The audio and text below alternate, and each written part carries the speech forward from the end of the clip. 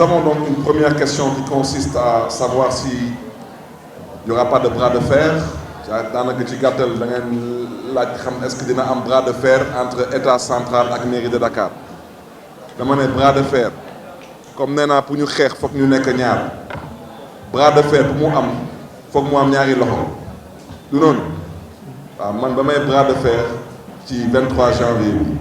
wax dëgg yàlla bras de fer bu su leerulee ci seen bopp leneen du leer seen bopp lu ñu leen dóoree ci élection yi xanaa leneen lañ ci mën a yokk mooy ñaanal leen yàlla may leen xolu muñ bu ci des nag mooy ñoom ñu nangu ànd ak ville de Dakar tabax Dakar liggéey Dakar sargal askanu Dakar foofu la ñuy xaaree état du Sénégal xaaruñu état du Sénégal feneen kon audience boobu waxoon naa ko ci campagne bi ne koy biralaal suma responsabilité la du Barthélémy Dias mooy jóg dem seeti magam Macky Sall ñun xamante nañu bu baax a baax a baax waaw bu baax sax waaw wante maire de Dakar ba ma doon suma responsabilité la ma jóg sol suma ay dàll ci turu Dakar dem seeti président de la République du Sénégal ñëw ne ko lii la Dakar namm lii la Dakar soxla lii la Dakar di xaar ci yow mooy suma responsabilité te loolu dama ko fas yéene def parce que foofu la ma Dakarois yi ak Dakarois yi di xaare wax ngeen ci waxu organigramme de la ville de Dakar dama xamul lu tax ñu bëgg a singal capitaine Touré ak Guy Marius Sagna ba ma toogee ba tey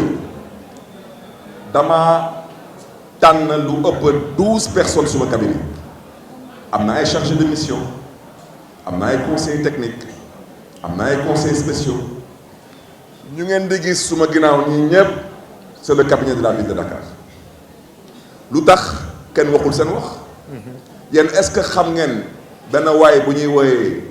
Omar Blondin Diop suma cabinet mës ngeen dëgg tudd bi mi ngi ci cabinet bi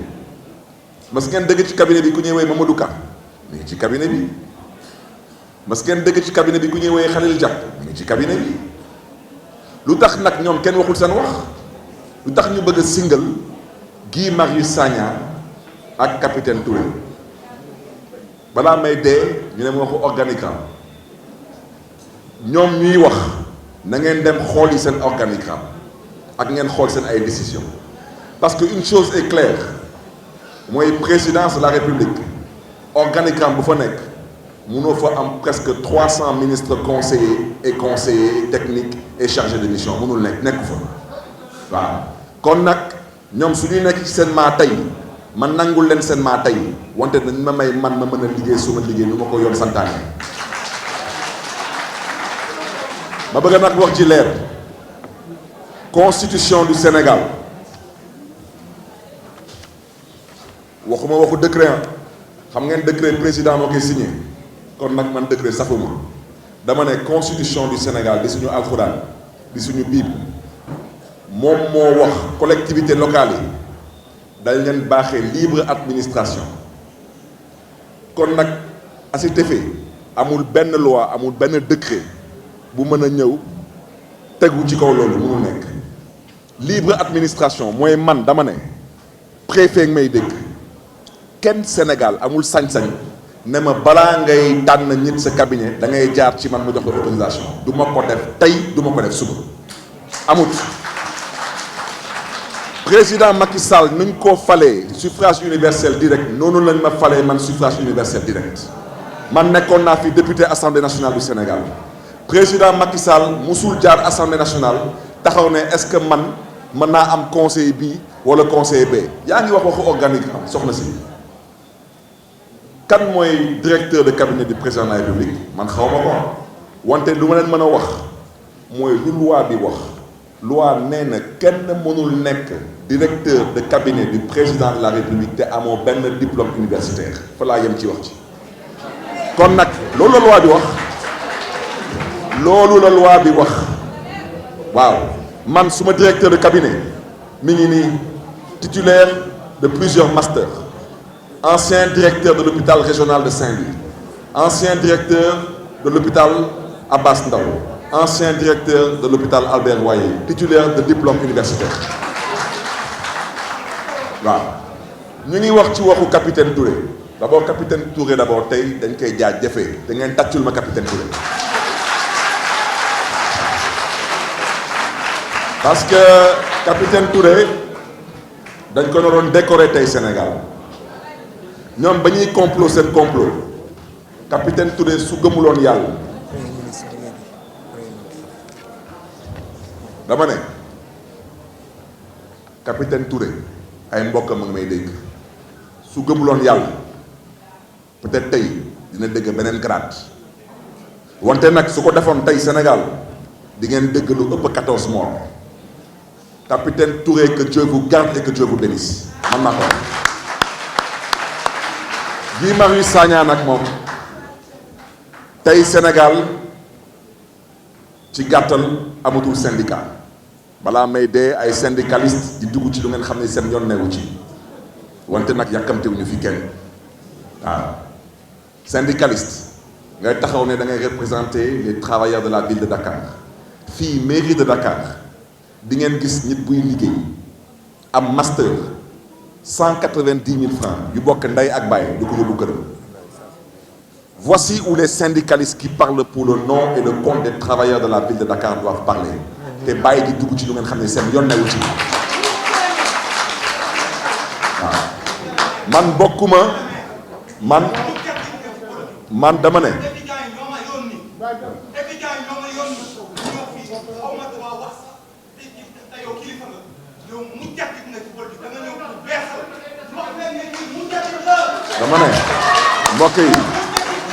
mbokk yi dama ne question bu ma posé parce que il faut qu'on se comprenne ngeen may ma rek yéen waa presse bi ab déglu rek s'il vous plaît sénégalais ñu ñuy déglu ab déglu rek dinaa leen jox exemple parce que waxuma waxu conseiller technique en charge des affaires sociales et de la réinsertion parce que poste boobu il a toujours existé. La preuve, à la ville de Dakar dafa am la DAS c'est la direction de l'action sociale mais DAS su amee mais loolu c'est l'administration mais ci bureau municipal bi am na adjoint au maire de Dakar en charge de l'action sociale loolu bureau municipal la mais ci conseil municipal bi am na président commission action sociale waaw maintenant maire bu ma doon man kan moo may conseiller suma cabinet ci mbiru action sociale kan dama ne Guy Marius Sagna est nommé par le maire de Dakar comme conseiller technique en charge de l'action sociale il le restera il demeurera beneen bi ñu taxaw ne capitaine Touré fan la nekkoon du gendarmerie fan la nekkoon ci gendarmerie du section des recherches lan lañ fay liggéey su nekk de sécurité amoon na benn jigéen bu fi nekkoon décision moo nekk nii dama ne signé par madame le maire Soham El Wardini excusez-moi par monsieur Khalifa Sall maa ngi déglu parce que dañu taf tur yi ñu ñuy bañ a gis article 1er ñu ne diw boobu te muy jigéen nommé nañ ko conseillère aux affaires communales nouvellement engagée non dañu ne kooku waaw dañu ne jigéen boobu mu nekkoon conseillère s'il vous plaît rek mu nekkoon conseillère aux affaires communales nouvellement engagée par contrat numéro tant bar VD mooy ville de Dakar du 22 novembre 2011 est nommée conseillère technique du maire de la ville de Dakar chargé de la sécurité urbaine fan la préfet Dakar nekkoon fan la président nekkoon bañ koy nommé jamono boobu bañ koy nommé ba tey mi ngi fayeeku trésor tey ngeen taxaw man ma jël beneen décision su ma décision maa ngi koy jël moom soxna si ba nga Khalifa Sall di dugal ci cabinet bi c'était le 6 décembre 2013 dañu de article 1er moom jigéen googu conseillère aux affaires communales, nouvellement engagée par contrat numéro tant, barre, Ville de Dakar, du 22 novembre 2011 est nommée conseillère technique du maire de la Ville de Dakar, chargée de la sécurité urbaine. mi ngi ni man ma ñëw yoon may ma sañ-sañ ma beesalaat suma cabinet man ma jël décision du 21 avril 2022 ma ne contrat boobu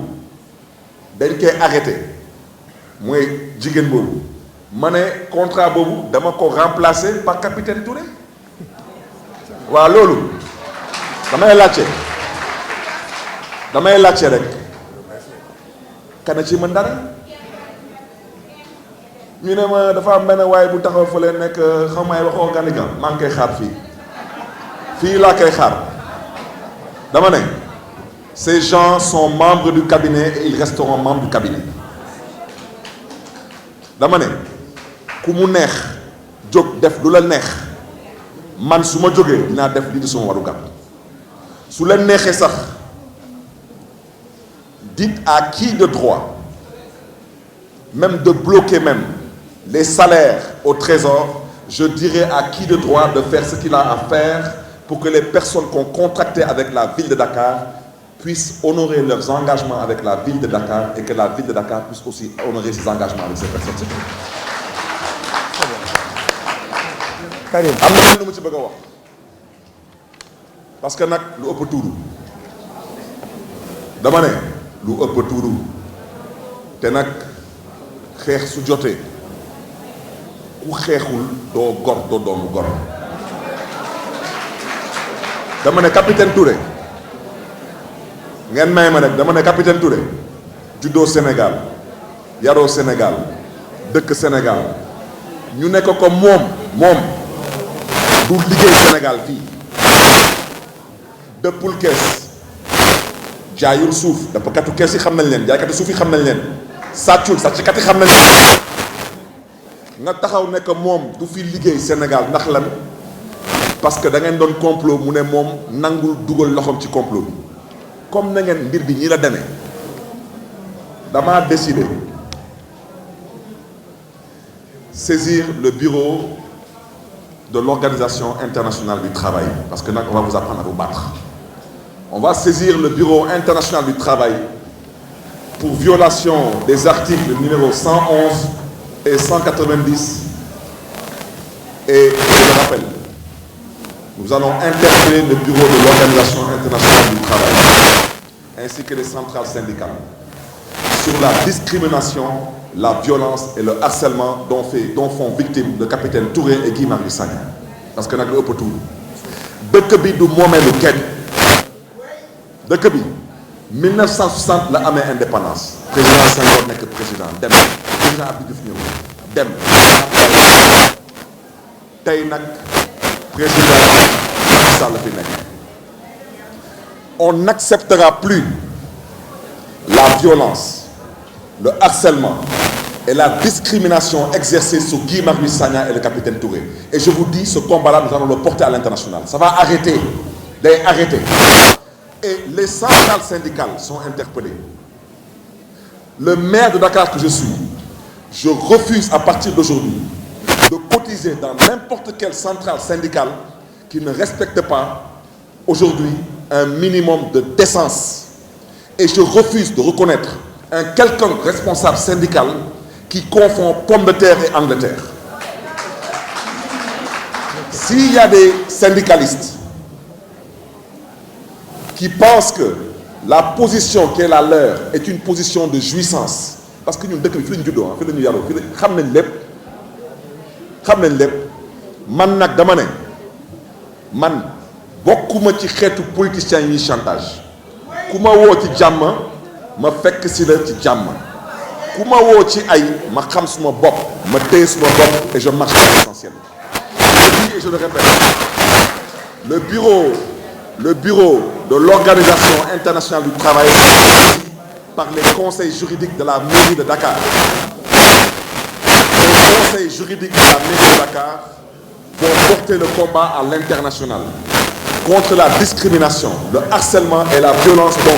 dont font victimes Guy Marius Sagna et le capitaine Touré. C'est inadmissible. Ce sont des citoyens sénégalais. Ils jouissent de tous leurs droits civiques. Ils jouissent de toutes leurs compétences psychologiques. Ils ont le droit de travailler dans leur pays et pour leur pays. N'en déplaise à des personnes qui malheureusement sont en fin de carrière ou dans un désarroi. Donc je tiens à le dire avec force. Et je tiens à inviter la presse à traiter l'information sans aucune sensation et sans aucune passion. Et je voudrais terminer en disant une chose. Si ceux qui ont parlé de révocation, en parlant de révocation, ont peut-être pensé à la mairie de Dakar, je les invite respectueusement à retirer leurs propos. Pour la stabilité du pays et pour la stabilité de leur gouvernement. C'est ce que je peux dire.